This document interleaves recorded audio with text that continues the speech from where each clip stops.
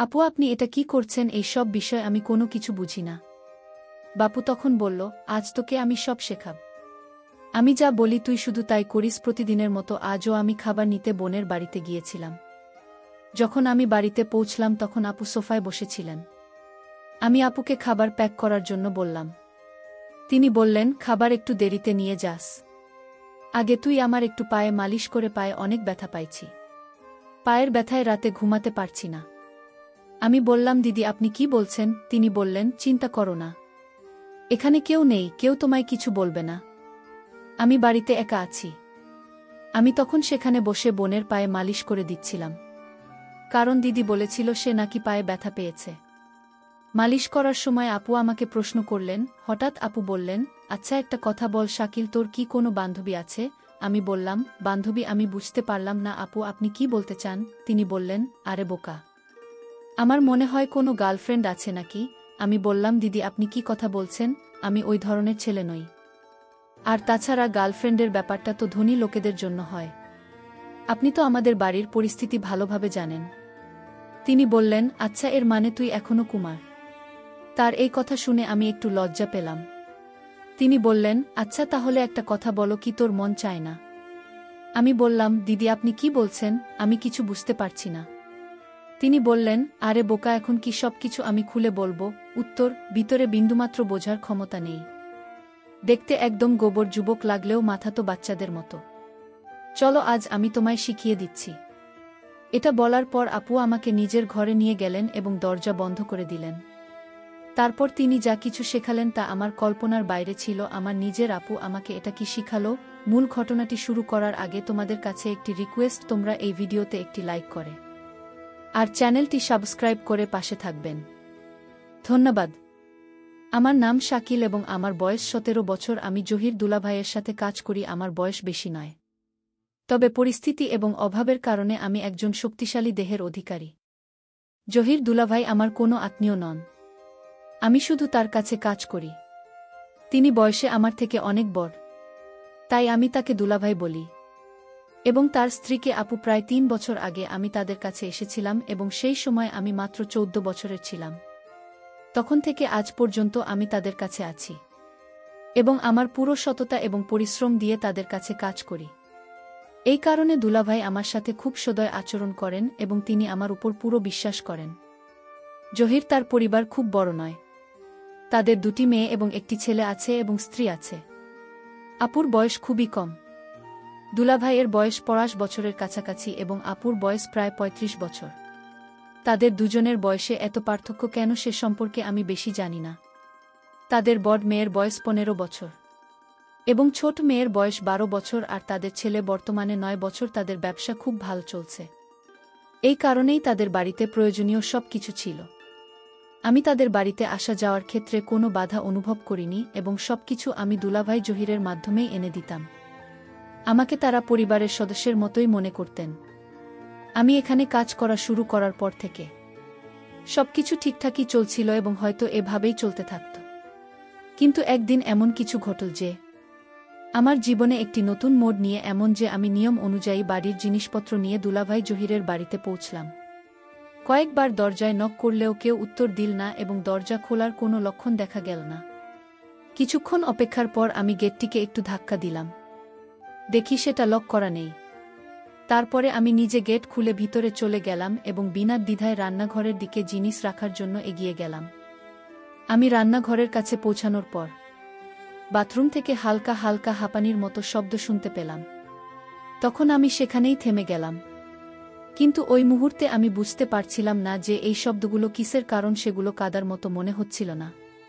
সেগুলো এক ভিন্ন ধরনের শব্দ ছিল যা আমি বুঝতে পারছিলাম না।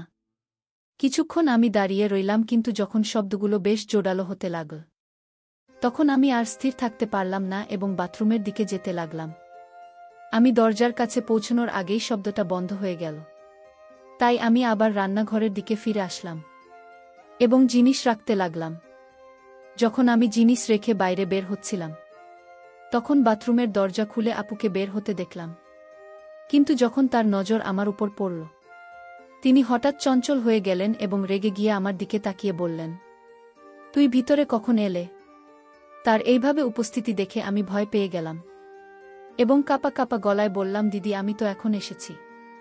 কারণ বাইরে দাঁড়িয়ে অনেকক্ষণ ধরে দরজা নক করছিলাম, কিন্তু যখন কোনো উত্তর এল না তখন আমি নিজের ভিতরে চলে এসেছিলাম। আমার এই কথা শুনে আপনি চুপ হয়ে গেলেন এবং রান্নাঘরের দিকে চলে গেলেন।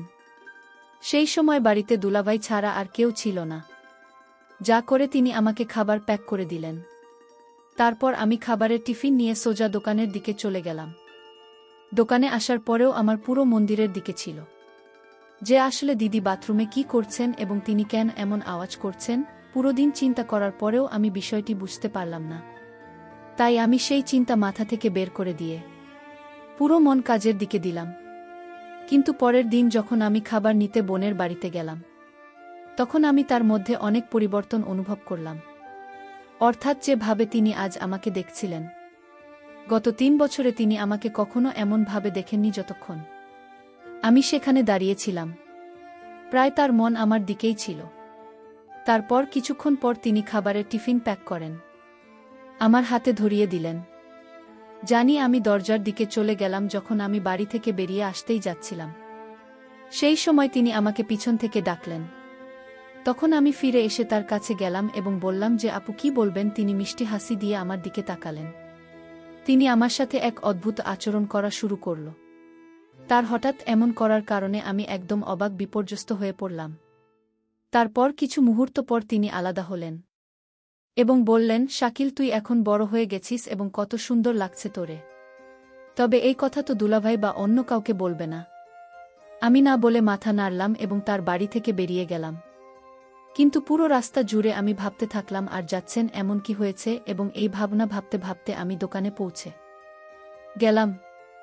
এখন আমার কাজে একদম মন ছিল না, কিন্তু এই বিষয়টি চিন্তা করে আমি নিজের ভিতরে এক অদ্ভুত অনুভূতি অনুভব করতে লাগলাম এবং ভিতরে ভিতরে হাসতে লাগলাম। পরের দিন রবিবার ছিল এবং দুলাভাই রবিবার দোকান বন্ধ রাখতেন। এই কারণে সারা দিন আমি বাড়িতেই ছিলাম। পরের দিন সকালে যখন আমি দোকানে গেলাম তখন আমার পৌঁছানোর সাথে সাথে দুলাভাই আমাকে বললেন, তোর বোনের বাড়ির কিছু জিনিস দিতে যেতে হবে, তাই তুই এখন বাড়িতে চলে যাও। দুলাভাইয়ের কথা শুনে আমি খুশি হয়ে তার বাড়ির দিকে চলে গেলাম। বাড়িতে পৌঁছে আমি দরজায় টোকা দিলাম। তখন আপনি নিজেই দরজা খুললেন, কারণ তার সন্তানরা স্কুলে পড়তে গিয়েছিল। সেই সময় আপনি ঘরে একা ছিলেন। তারপর তিনি আমাকে দেখলেন এবং ভিতরে আসতে বললেন। আমি ভিতরে ঢুকতেই তিনি দরজা বন্ধ করে রুমে চলে গেলেন, কিন্তু আমি বারান্দাতে দাঁড়িয়ে রইলাম। তখন তিনি আমাকে ডাকলেন এবং বললেন, শাকিল তুই ওখানে কেন দাঁড়িয়ে আছিস? ভিতরের উমেশ। তার কথায় আমি রুমে ঢুকে পড়লাম। প্রথমে তিনি আমার দিকে তাকিয়ে হাসলেন, তারপর বললেন, তুই বস, আমি এখনই আসছি, এবং এই বলে তিনি রুম থেকে বেরিয়ে গেলেন। আমি সোফায় বসে তার ফেরার অপেক্ষা করতে লাগলাম। তারপর যখন তিনি ভিতরে এলেন তখন তার হাতে চায়ের 2টি কাপ ছিল। তিনি একটি কাপ আমার দিকে বাড়িয়ে দিলেন। আমি বললাম, দিদি এর কি প্রয়োজন ছিল? তিনি হাসি মুখে আমার দিকে তাকিয়ে বললেন, খাস সকালে চা খাওয়ার সময়, আর তোর তো এখন অনেক পরিশ্রমের কাজ করতে হবে। তার এই কথা শুনে আমি ভাবতে লাগলাম, আসলে এমন কোনো কাজ হতে পারে। তারপর আমরা দুজন চা পান করতে লাগলাম। চা পান করতে করতে আপু বললেন, সেদিন যে ঘটনা ঘটেছিল তুই কি সেটা কাউকে বলেছিস?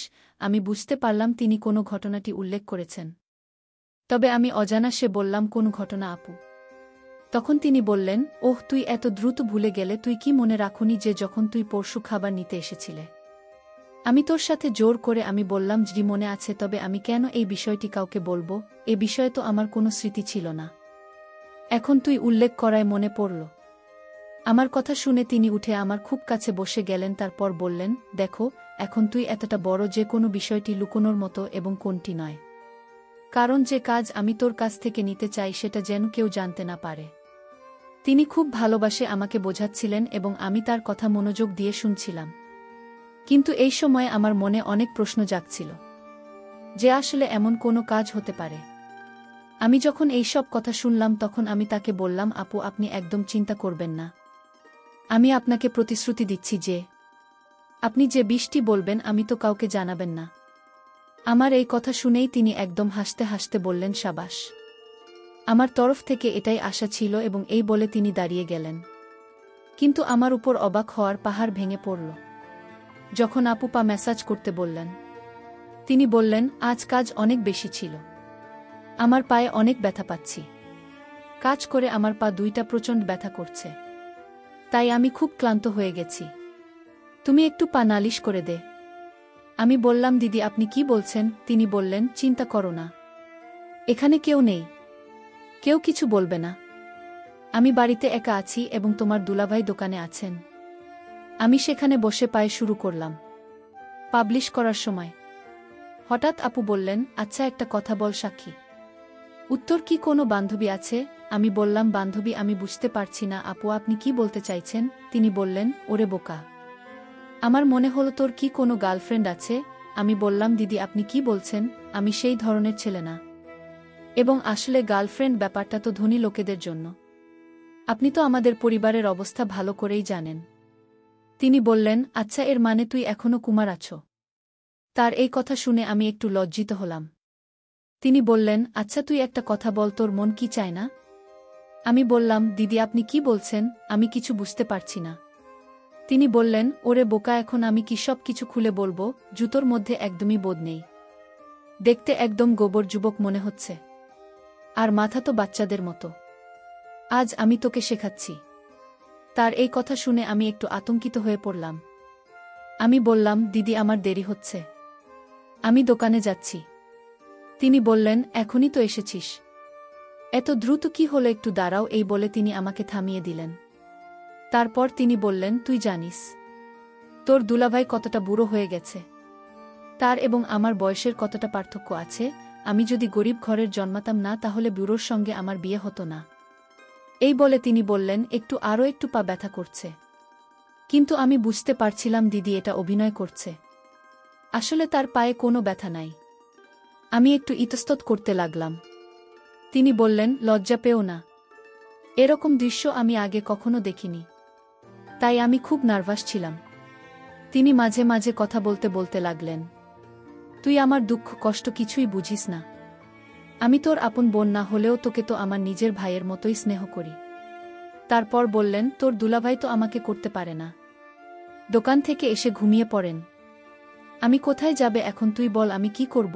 আমি তার কথা শুনছিলাম, কিন্তু কিছুই বুঝতে পারছিলাম না। হঠাৎ সে আমাকে কাছে বসান, তারপর নানারকম কথা বলতে লাগল। কিছু কথা আমি বুঝতে পারছিলাম আর কিছু কথা পারছিলাম। তার এই ধরনের কথাবার্তায় আমি ভেতরে খুব অস্বস্তি বোধ করতে লাগলাম। আমি নিজেকে নিয়ন্ত্রণ করতে পারছিলাম না। শেষে আমি কি করব? ধীরে ধীরে সে তার উদ্দেশ্য সফল হয়ে গেল এবং আমি কিছুই করতে পারলাম না। আমার এই আচরণে কিন্তু আপু খুব খুশি ছিলেন। তিনি বললেন, অনেকদিন পর আজ আমার মন শান্তি পেয়েছে। শাকিল, তোর ভাল লাগছে তাই না? আমি উত্তর দিলাম, দিদির কাছে গেলে ভাইদের ভালো লাগবে, এটাই স্বাভাবিক। তবে এমন যে আমার সাথে হতে পারে সেটা তুমি আমায় শিখালে। তোমাকে ধন্যবাদ দিদি, তুমি আমায় এমন একটা সুন্দর কাজ শেখানোর জন্য। এই কাজ যে করবে সে আর কোনোদিন সেই কাজের কথা বলতে পারবে না। বন্ধুরা, আজকের গল্পটি কেমন লাগলো তা অবশ্যই কমেন্ট করে জানাতে ভুলবেন না।